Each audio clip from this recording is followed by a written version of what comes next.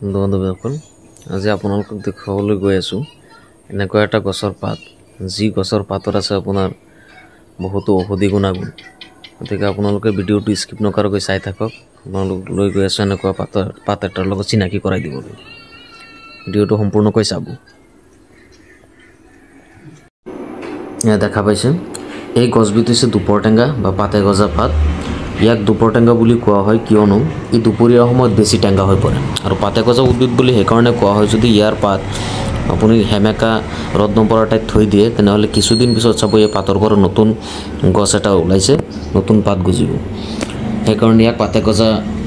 উদ্ভিদ বুলি আমি কওঁ এতিয়া আমি জানো আহক এই পাতে গজা উদ্ভিদৰ আপোনাৰ দুপৰটেঙা পাতৰ কিছুমান ঔষধি গুণাগুণৰ বিষয়ে আমাৰ শৰীৰৰ পেটৰ ভিতৰত যদি আলচাৰ দূৰ কৰিবৰ বাবে খুবেই উপকাৰী এই দুপৰটেঙা শৰীৰৰ বাহিৰত যদি আপোনাৰ কৰবাত ঘা হৈছে বা ইয়াক ঘা শুকাবলৈ ব্যৱহাৰ কৰিব পাৰে কাৰণ ঘা শুকাবলৈ পাতে গজা পাত ব্যৱহাৰ কৰিলে সোনকালে শুকায় দুপৰটেঙা পাতৰ অলপমান গৰম কৰি তাক খুন্দি লৈ ঘা হোৱা ঠাইত লগাব দিব দেখিব আপুনি কম দিনৰ ভিতৰত ঘা শুকাই গৈছে আটাইতকৈ ডাঙৰ কথা হৈছে কি কাৰোবাৰ যদি কিডনিত সৰু পাথৰ হয় সেই পাথৰটো আপোনাৰ নিৰাময় কৰিবৰ কাৰণে এই দুপৰটেঙা পাত আপোনাৰ ডেইলি ৰাতিপুৱা খালে বহুতো উপকাৰ হয় এই পাথৰটো নাইকিয়া কৰাত আমাক সহায় কৰে আৰু দুপৰটেঙা পাতৰ আপোনাৰ যদি পেচাব জ্বলা-পোৰা হয় তেতিয়াও খালে আপোনাৰ আৰাম পোৱা যায় যে কাৰোবাৰ যদি জণ্ডিছৰ অসুবিধা হয় তেতিয়াও খাব পাৰে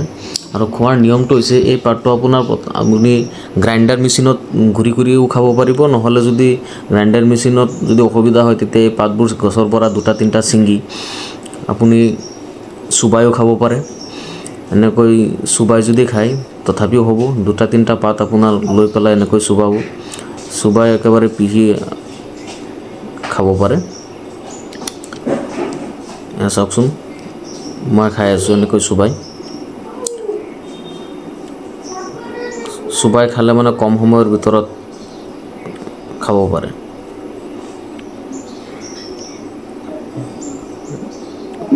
হে হোৱাৰ পিছত আপোনাৰ এক গিলাস পানী ল'ব এক গিলাস পানী লৈ পেলাই আপোনাৰ লাহে লাহে এক গিলাস পানী আপুনি খাব পাৰে ডেইলি ৰাতিপুৱা যদি খালি পেটত যদি কামটো কৰে তেতিয়া এইখিনি ফলাফল পোৱা যায় বুলি আশা কৰিব পাৰি কাৰণ পাথৰৰ সমস্যাটো মোৰ নিজৰো হৈছিল একৰ পৰা 2 মাহ সময় খাইছিলো তেতিয়া আপোনাৰ সম্পূৰ্ণ নিৰাময় হৈছিল লিভাৰৰ কাৰণেও ভাল হেকাৰণে আপুনি যদি পাথৰ নহয় তথাপি খাব পাৰে ভিডিওটো যদি ভাল পাইছে শেয়াৰ কৰি দিব সকলোৱে